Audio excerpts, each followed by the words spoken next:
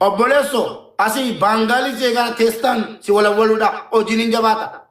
Kaafteeraa jennaan diqqoo uffata qulqulluu wayii uffattee dhaabattee qulqulluu nyaattee barcuma qulqulluu irra teessan ta'in qodaa miiccitaachi yatta'e keessoodha qodaa namni nyaati intalaa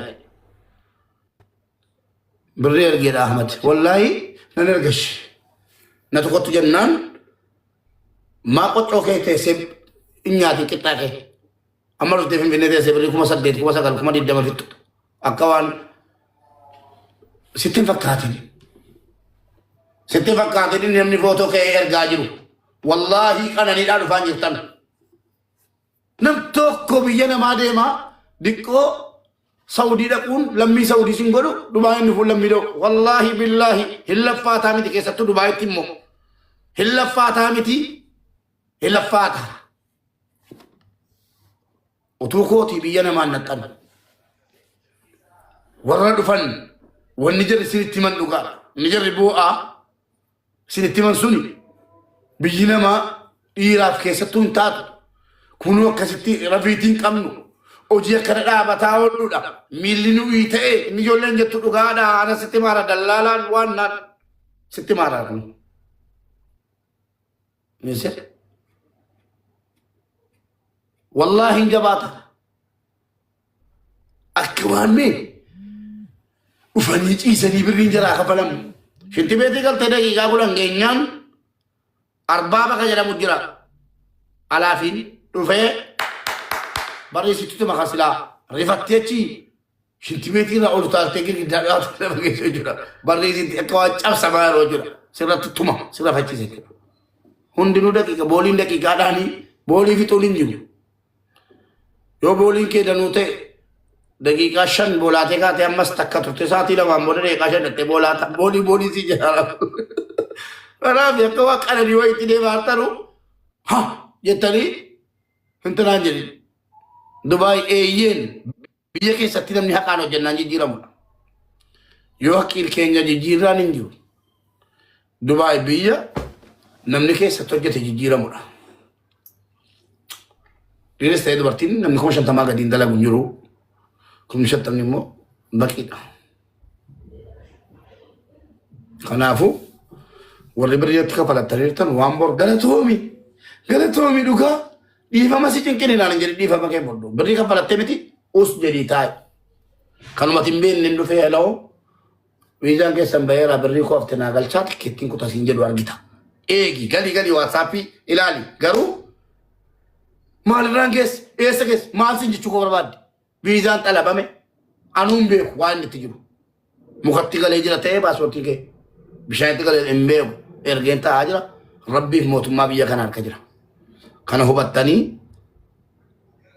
akka miidiyaarra hin baane miidiyaarra baanaan dhaggeeffadhala miidiyaarra baanaan maqaana nyaatte yoo xiqqaate duddubbatti nama 100 dudubba si gorsiisa rabbi tan kakadhe isa birrii nyaatamtan turuu nama natti baay'ate hin nufinaa gara gooti inuma yuutu dhufuuniftanii nagaadhaan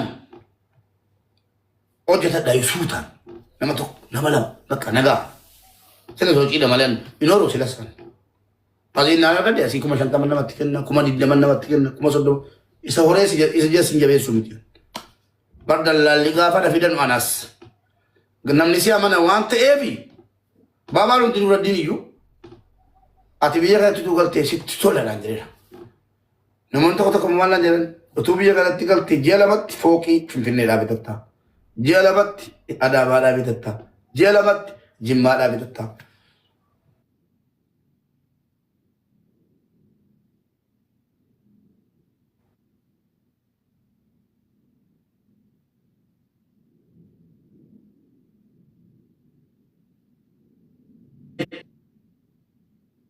guyyaatti qalattaa jennaan jannata moo lafumarra kun jennaan lafumarra Dubaayidha jedhe ishii jedheen dhufe inuman hojjedha inuman hirriba dhabe mana keessaan bo'u inuman hojjedha namni sinuma dhufa akkaawuntiin koo sanuma akkaawuntiin koo dabalu achumaan anjee sadii nama fide jara keenya maashaallah hojjetaa artamatti deengada airportiitti hojjetaa jira namni kun dhaqaa dhaqee kan maqaa kootiin fi guuteera eshi garuu waa tokko wallaahi idaa namaa keessaa yoo ba'uun dadhabee jennaan asiistamni hojii siin galle akkam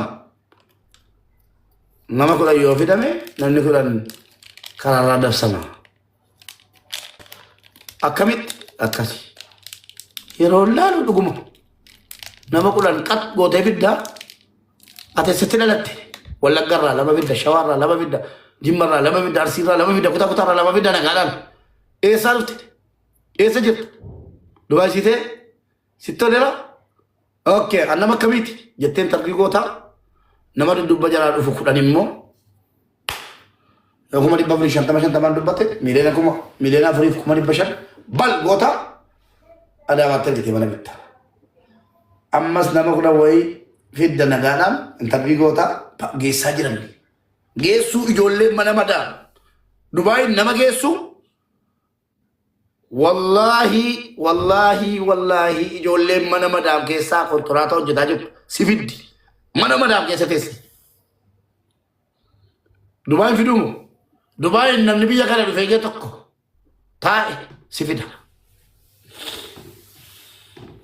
dubaay dhaquun nama ni bu'u galuun nama diba dubaay gaanii yoo ka jedhu jira haalli waraqaa akkamii haalli jireenyaa hoo haalli bultumaa akkam haalli nyaataaf dhugaatii lamaanninyaa muniiraatu haasa'uun barbaanne natti kafti munaako ani ko ijoollee hojii taphataa kana nooluuf asirraa waasaapii irraa gurbaani niyya annaniyya tokko tokko lakkii boyoo mubaarik arraba isaatiin nutti meegalchaa jedhe malee ammas koo daban itti qaxare malee waa tokko faayidaa argataa jiru maaliif yoo mubaarik sagalee isaatiin birrii galchaa nuun hin jenne maqaa keenya waamee birriin galchinuudha mucaa zaban mucaan hin naanan nufu isa kanaa naase isa kanatti sagalee haa qabu isa kana obboleessu ana abshir rabbumatu yoona namanne eessa baagee didatta sini yoona namanne eessa baagee didatta yettee daandi qilee seentamoo Rabbotu amanamummaan namaa kenna. Yalla dhagaa lafa qophaa hojiidhaaf mukarrajii isaati.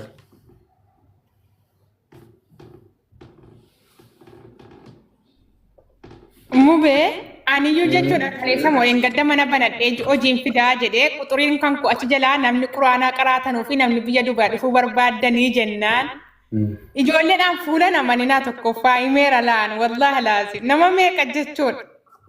Koi amma tuuttaa footoo koo qabu garaarraa footoo koo qabu tuuttaa hodhisiisuun barbaadaan maal jettan tuuttaa garaarraa footoo koo qabu kan nama furdaa kan nama qalloo kan nama gabaabaa kan nama giddu galeessaa kudhan hodheen ijoollee kudhan bakkatti fidaa tuuticha airportii keessa yeroo gaani achuma butee makiinaa keessa galanii tuuticha uffatu sana booda dudubba koo dhaabeen Dubaay akkam jaan Dubaay gaariidha dudubba koo dhaabatanii isinii ta'eera eeyyee nuu ta'eera qobbooftanii eeyyee qobboofneer wada fit fudhee gala tuutichatti baaseen hojii toofa viidiyoochis baariyaaliin argata bakka kan koo dirqama tuuttaa uffatanii deemuu qabu biyya kana keessa tuuttaa arangaadee bicaa wayii itti hodhisiisa kana booddee tuuttaan simatamtu kana booddee la tuuttaan simata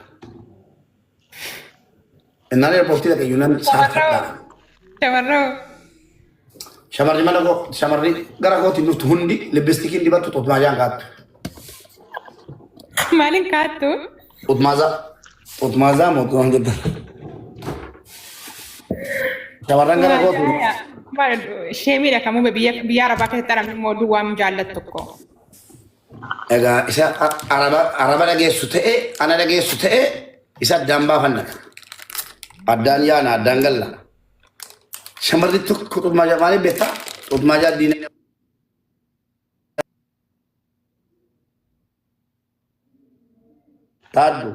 Taadduun nuti gullaa itti mufadheen jira. Obboleessas taadduun modii telefooti. Ijoollee shawaati. Baay'ee wal jaallanna, baay'ee wal kabajna. Hin ture jettee naazabde taaddu si caala namni itti dhiyaatu jiru ati modii tara mana kootiiti. nyaachuun sootee mee mooditara koo nyaadhaan ilaalaa beeku.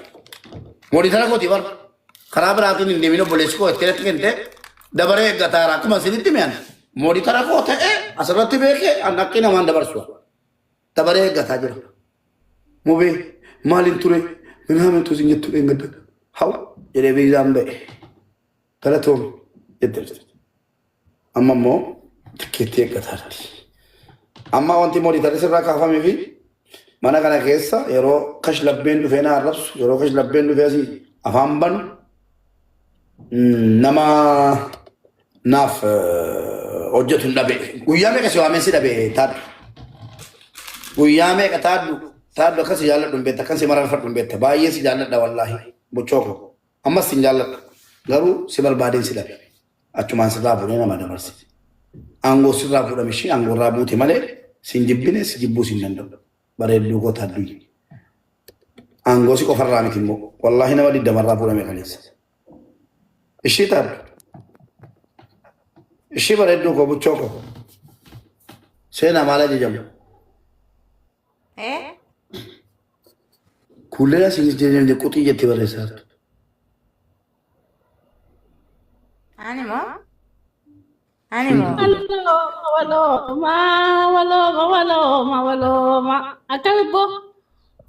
Akka maal nu gaafatta quxii jettee kan barreessisii? Quxii maal isla? Laa. Hin barreessine boo? Simiti seenaa wallaggaa simiti haala koo maaliif? Quxii maal? Waa safiidhaa baba. Mutu garaadhi seenaa. Dogoggoraa yoo ta'e malee dhiifama noo garuutti yaadee barreessan jiru. Akkasumatti tuqee yoo ta'e malee. Kottool galii qashtii sagalee kee dhageenya ilaalu ijoolleen sagalee keessa dhagaanu maaliif akka balleessi gaafadhaa? Eeshi. Kuullee. Wayyiin. Baga gammadde umraan viizaa fudhadhe yaadde. Abootaay. Wallaahi kun harkeera. Hafuura waaqaa gammadeera. Maal gochuudha? Wallaahi gammadee. Maal gochuudha? Gammadee hubee kiyya bareeda. Maal gochuudha? Waan fedhen godha maal sana geedde. Ati ni dhuftaa miiri yaa rabbii keessaa dhumu beeyyee.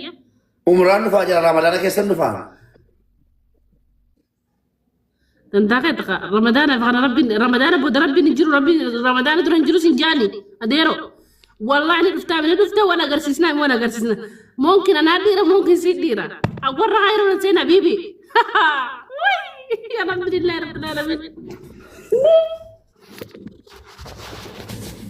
Wallahi jangan kena beredar apa sumpah.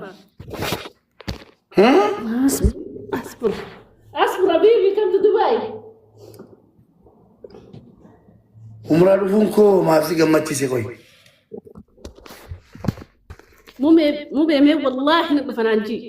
Wallahi Ramadaan diddamaa achitti sooma diddama diddamii tokko torbee tokko achitti Ramadaan 27 san deebi'a. Alhamdulillah. Alhamdulillah. Alhajjin kena gammachiin dhufuuqeetiin na gammachiise Habibi. Hajji dhugaa rabbi ubraasi gammachiiftu ubraasi faayidaa qabdu malee faayidaa naan qabdu. Ati dhufuun anaaf gammachuu guddoodhaan na dhagaame. Naan galle ifa nuu godhime. Wallahi gammachuu guddoo na dhagaame. Dubartii miti dhiiraan wal argeen fixuwal. Ziyaaraa rabbii fannu faana malee dhugaa fannu faana malee nama keenya wal arguu dhufaan jiru.